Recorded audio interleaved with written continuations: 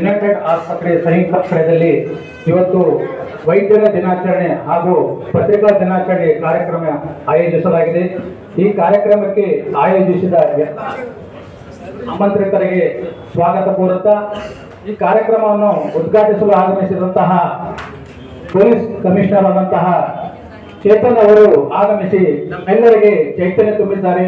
ಅವರಿಗೆ ಒಂದು ದೊಡ್ಡ ಕ್ಲಾಸ್ ಹಾಕುವುದರ ಮೂಲಕ ಸ್ವಾಗತಿಸಬೇಕಾಗಿ ವಿನಂತಿ. ಹಾಗೆ ಯುನೈಟೆಡ್ ಆಸ್ಪತ್ರೆಯ ಮುಖ್ಯಸ್ಥರಾದಂತಹ ಡಾಕ್ಟರ್ ವಿಕ್ರಮ್ ಸಿದ್ದಾರೆಡ್ಡಿ ಅವರು ಈ ಕಾರ್ಯಕ್ರಮದ ನೇತೃತ್ವ ವಹಿಸಿದ್ದಾರೆ. ಅವರಿಗೂ ಸಹ ಈ ಎರಡೂ ಸಂಘಟನೆಗಳ ಪರವಾಗಿ ಸ್ವಾಗತ ಕೋರಬೇಕು.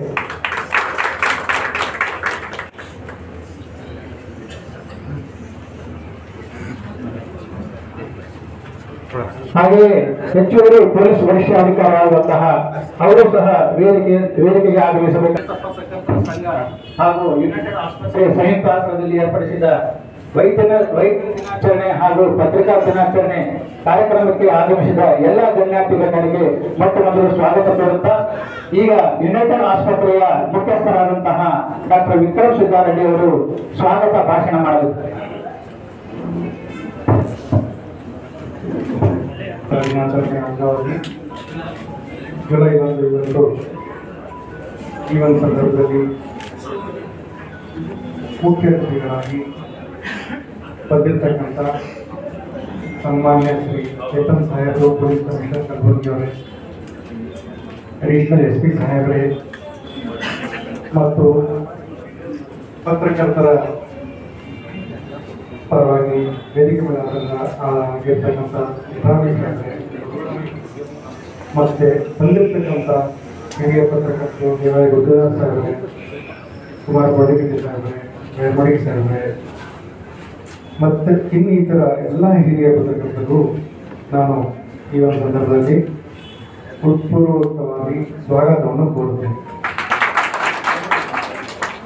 ಈ ಸಂದರ್ಭದಲ್ಲಿ ಇವತ್ತು ಎಲ್ಲ ಜರ್ನಲಿಸ್ಟ್, ನಮ್ಮ ಸಮಾಜದ ಎಲ್ಲ ಜರ್ನಲಿಸ್ಟ್ ಅವರಿಗೆ ಒಂದು ಯುನೈಟೆಡ್ ಆಸ್ಪತ್ರೆಯಿಂದ ಒಂದು ಸಣ್ಣ ನಾವು ಸೇವೆ ಮಾಡಲಿಕ್ಕೆ ಒಂದು ಅವಕಾಶ ಕೋರಿದ್ವಿ.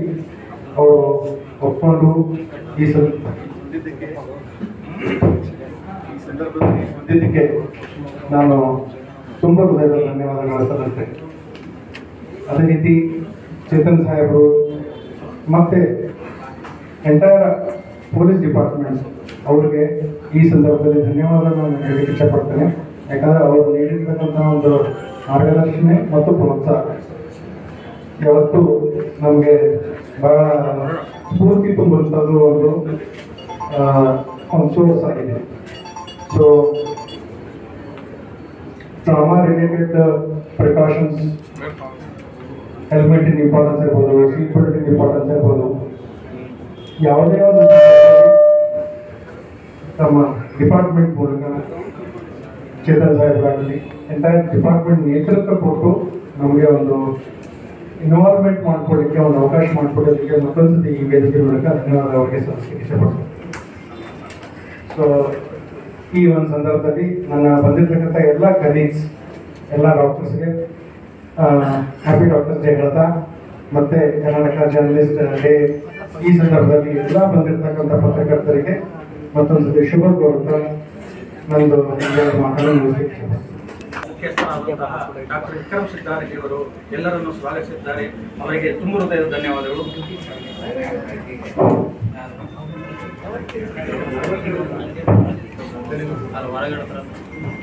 ಕಾರ್ಯಕ್ರಮದ ಪ್ರಮುಖ ದೀಪಕ್ ಸರ್ ಸೆಂಟರ್ನಲ್ಲಿ ಡಾಕ್ಟರ್ ಚೇತನ್ ಅವರು ಈ ಕಾರ್ಯಕ್ರಮ ಸರ್ ಸ್ವಲ್ಪ ಹಿಂದಿಂದ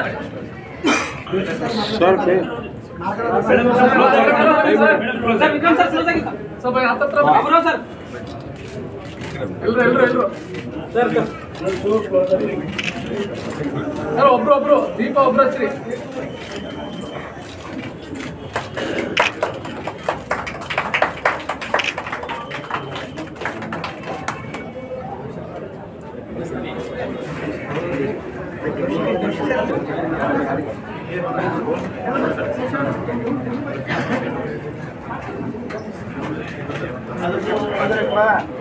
ಪತ್ರಿಕಾ ದಿನಾಚರಣೆ ಈ ಕಾರ್ಯಕ್ರಮಕ್ಕೆ ಎಲ್ಲ ವೈದ್ಯ ಮಹಿಳೆಯರು ಹಾಗೂ ಪತ್ರಿಕಾ ಕ್ಷೇತ್ರದ ಎಲ್ಲ ಪತ್ರಕರ್ತರು ಸುದೀರ್ಘವಾಗಿ ಸಾಕ್ಷಿಯಾಗಲಿದ್ದಾರೆ. ಈ ಒಂದು ಮಹತ್ವದ ಕಾರ್ಯಕ್ರಮಕ್ಕೆ ಹಾಗೆಯೇ ಅಡಿಷನಲ್ SP ಶ್ರೀನಿಧಿ ಅವರಿಗೆ ಕರ್ನಾಟಕ ಕಾಂಗ್ರೆಸ್ ಪತ್ರಕರ್ತರ ಸಂಘದ ಜಿಲ್ಲಾಧ್ಯಕ್ಷರಾದಂತಹ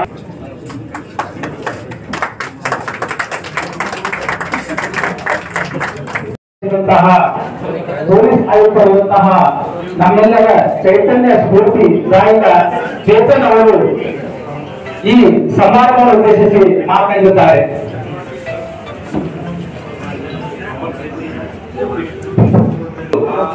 ಈ ದಿನ ವಿಶೇಷವಾದಂತಹ ದಿನ.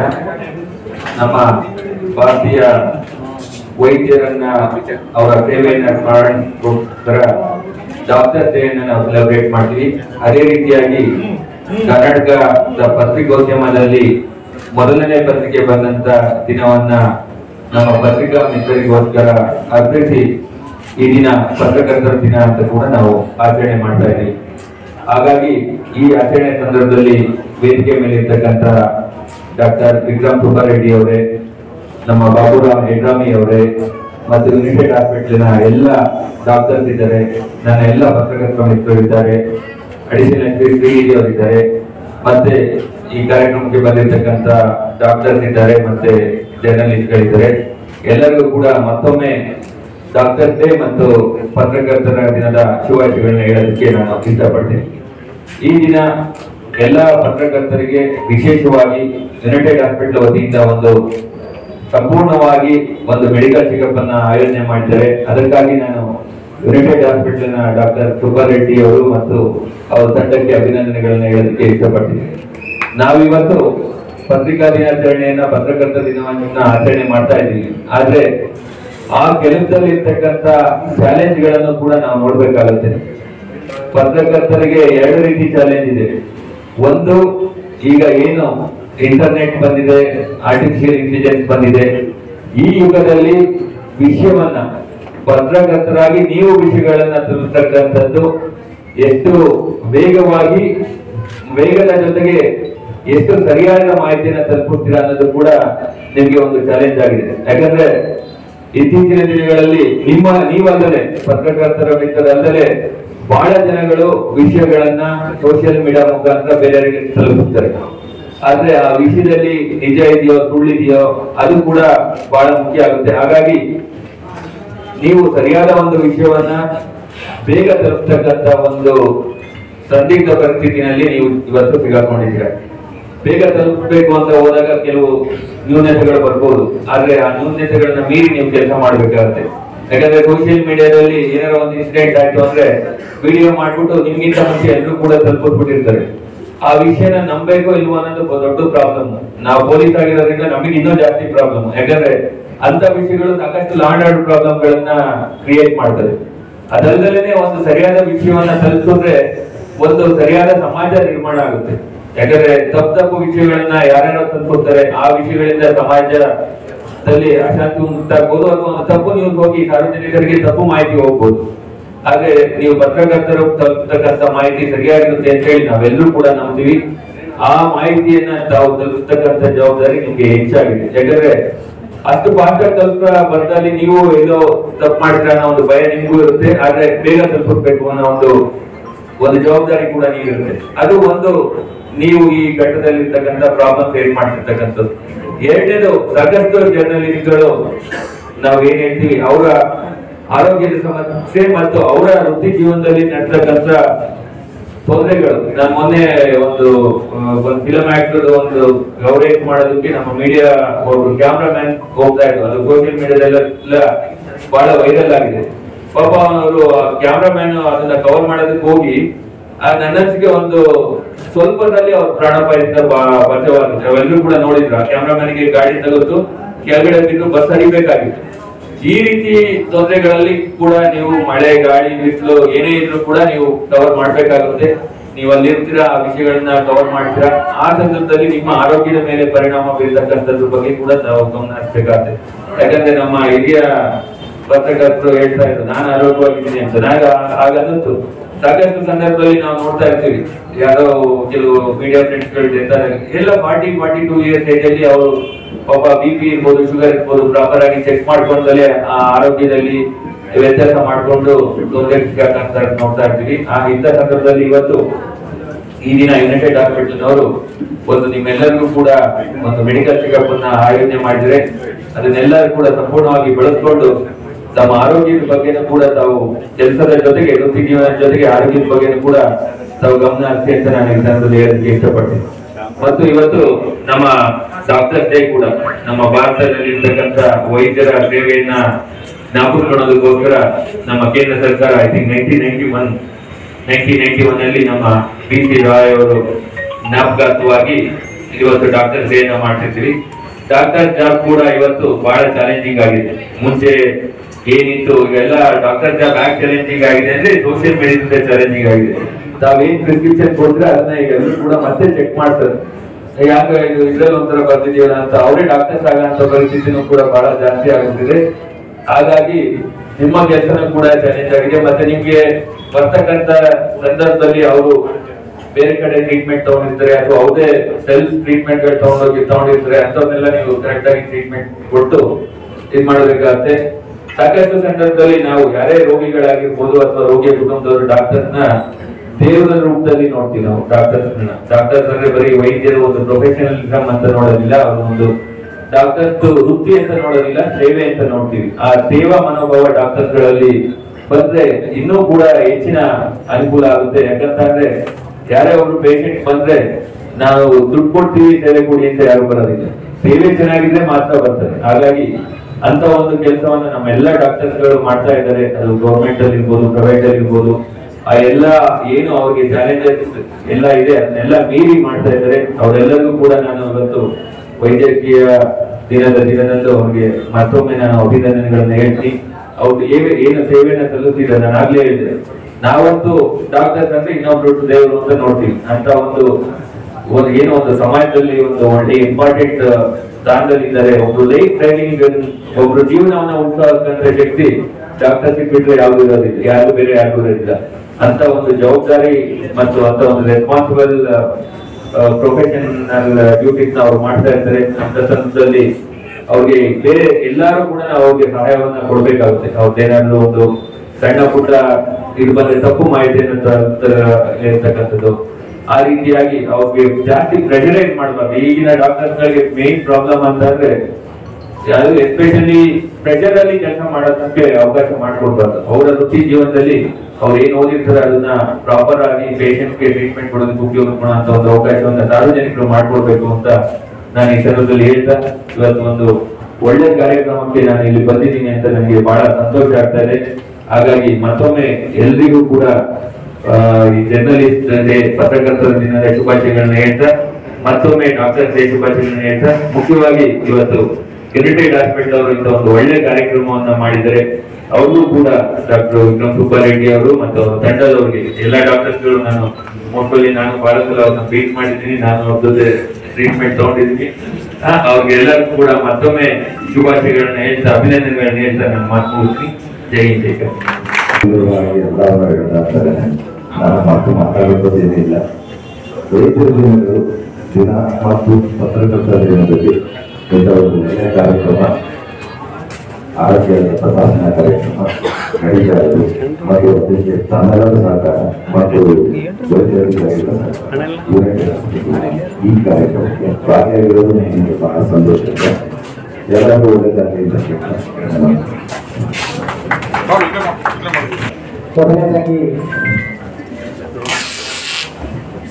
ಎಲ್ಲ ವೈದ್ಯರು ಮೊದಲು ವೈದ್ಯರಿಗೆ ವೈದ್ಯರ ದಿನಾಚರಣೆಯ ಆರ್ಥಿಕ ಶುಭಾಶಯಗಳು, ಜೊತೆಗೆ ನಮ್ಮ ಎಲ್ಲ ಮಾಧ್ಯಮ ಸಹೋದರರಿಗೆ ಪತ್ರಿಕಾ ದಿನಾಚರಣೆಯ ಶುಭಾಶಯಗಳು ಕೊಡ್ತಾ, ಸ್ನೇಹಿತರೆ, ಇವತ್ತು ಹೆಚ್ಚು ಕಡಿಮೆ ದೇಶದ 4-5 ಪ್ರಮುಖ ಅಂಗಗಳು ಅಂದರೆ ಚಾರ್ಟರ್ಡ್ ಅಕೌಂಟ್ ಡೇ ಬರ್ತಿದೆ, ಡಾಕ್ಟರ್ಸ್ ಡೇ ಬರ್ತಿದೆ, ಹಾಗೆ ಜರ್ನಲಿಸ್ಟ್ ಡೇ ಬರ್ತಿದೆ. ಹೀಗೆ ಒಂದು 4-5 ಪ್ರಮುಖ ವ್ಯಕ್ತಿಗಳ ದಿನ ಹೇಗೆ ಜುಲೈ 1 ಅಷ್ಟು ಮಹತ್ವದ ದಿನ ಅಂತ ಶುಭ ಸಂದರ್ಭದಲ್ಲಿ ವಿವೇಕ ಆಸ್ಪತ್ರೆಯ ಡಾಕ್ಟರ್ ವಿಕ್ರಮ್ ಸಿದ್ದಾರೆಡ್ಡಿ ಸರ್ ಅವರು ಬಹಳ ಮುತುವರ್ಜಿ ವಿಷಯ. ಯಾಕಂದ್ರೆ ಇಡೀ ಪತ್ರಕರ್ತರು ಹಗಲಿರುತ್ತದೆ ಬಹಳ ಒತ್ತಡದಲ್ಲಿ ನಮ್ಮ ಆರೋಗ್ಯದ ಸಮಸ್ಯೆಯನ್ನು ಸಹ ಬದಿಗಿರಿಸಿ ಕೆಲಸ ಮಾಡ್ತಾರೆ. ಹಾಗಾಗಿ ನಾವು ಒಂದು ಹೆಲ್ತ್ ಕ್ಯಾಂಪ್ ಮಾಡ್ತೀವಿ, ಫ್ರೀ ಹೆಲ್ತ್ ಕ್ಯಾಂಪ್ ಮಾಡೋಣ, ಅದ್ರ ಲಾಭ ಎಲ್ಲರಿಗೆ ಆಗಲಿ ಅನ್ನೋ ಉದ್ದೇಶದಿಂದ ಬಹಳ ಮುತುವರ್ಜಿ ವಹಿಸಿ ಮತ್ತು ನಮಗೆ ಒಂದು ಆರೋಗ್ಯ ಶಿಬಿರನ ಆಯೋಜನೆ ಮಾಡಿದ್ದಾರೆ. ಮೊದಲು ಇಡೀ ಕಲಬುರಗಿ ಜಿಲ್ಲೆಯ ಪತ್ರಕರ್ತರ ಪರವಾಗಿ ಮತ್ತು ನಮ್ಮ ಸಂಘದ ಪರವಾಗಿ ಡಾಕ್ಟರ್ ವಿಕ್ರಮ್ ಸಿದ್ದಾರೆಡ್ಡಿ ಅವರಿಗೆ ಹೃತ್ಪೂರ್ವಕ ಅಭಿನಂದನೆಗಳನ್ನು ಸಲ್ಲಿಸುತ್ತೇನೆ. ಮತ್ತು ಕೃತಜ್ಞತೆಗಳನ್ನು. ವಿಕ್ರಮ್ ಸಿದ್ದಾರೆಡ್ಡಿ ಹೆಸರು ವಿಕ್ರಮ, ಜೊತೆಗೆ ಅವರು ಬಹಳ ಸಾತ್ವಿಕ ಮತ್ತು ಸರಳ ವ್ಯಕ್ತಿತ್ವ. ಯಾಕೆಂತಂದ್ರೆ ಅವರ ತಂದೆಯೂ ಸಹ ಒಬ್ಬ ಶ್ರೇಷ್ಠ ವೈದ್ಯರಾಗಿದ್ದಂತ ವ್ಯಕ್ತಿ. ಇಡೀ ಬೀದರ್ ಜಿಲ್ಲೆಯಲ್ಲಿ, ಕಲಬುರಗಿ ಜಿಲ್ಲೆಯಲ್ಲಿ, ವಿಶೇಷವಾಗಿ ಬೀದರ್ ಜಿಲ್ಲೆಯಲ್ಲಿ ಅವ್ರ ತಂದೆ ಬಡವರು ಡಾಕ್ಟರ್ ಅಂತ ಕರ್ಕೊಂಡಂತ ವ್ಯಕ್ತಿ ಸಿದ್ದಾರೆಡ್ಡಿ ಸರ್.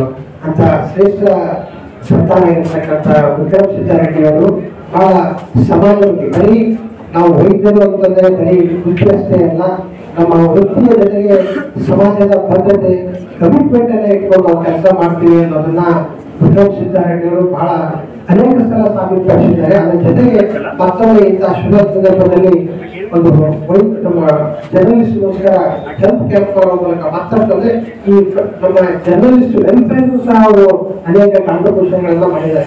ಯಾಕಂತಂದ್ರೆ ನಮ್ಮ ಅನೇಕ ಪತ್ರಕರ್ತರು ಮತ್ತು ಪತ್ರಕರ್ತರ ಕುಟುಂಬದವರು ಈ ಆಸ್ಪತ್ರೆಯಲ್ಲಿ ಚಿಕಿತ್ಸೆ ಪಡೆಯುವಾಗ ನಾವು ಹೋಗ್ಬೇಕಾದ್ರೆ ವಿಕ್ರಮ್ ಸರ್ ಅವರಿಗೆ ಅನೇಕ ಸಲ ಡಿಸ್ಟ್ರಿಕ್ಟ್ ಮಾಡಿರ್ತೀವಿ. ಸರ್ ಅವ್ರು ಎಂತೊಬ್ಬ ಎಕ್ಸ್ಪೆಕ್ಟ್ ಆಗಿದ್ದಾರೆ, ತಾವು ಅವ್ರಿಗೆ ವಿಶೇಷ ಪ್ರಸಿದ್ಧ ಸರ್ ಅವ್ರಿಗೆ ಬಹಳ ಬೇರೆ.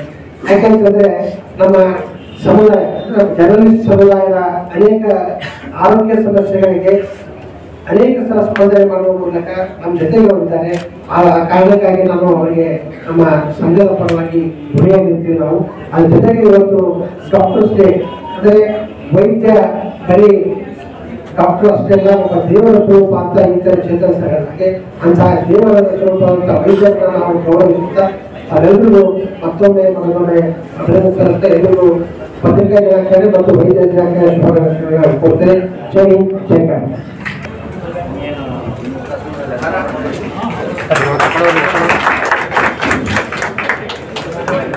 ಸರ್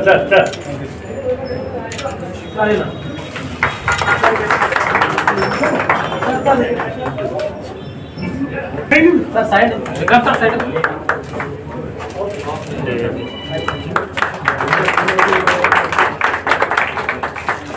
ಯುನೈಟೆಡ್ ಆಸ್ಪತ್ರೆಯ ವೈದ್ಯರಾದ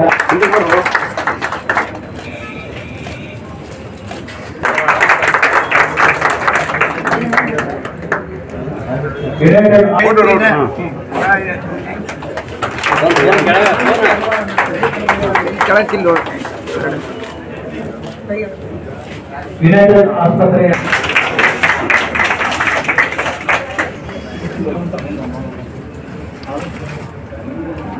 ಮೂಲಕ ಶುಭ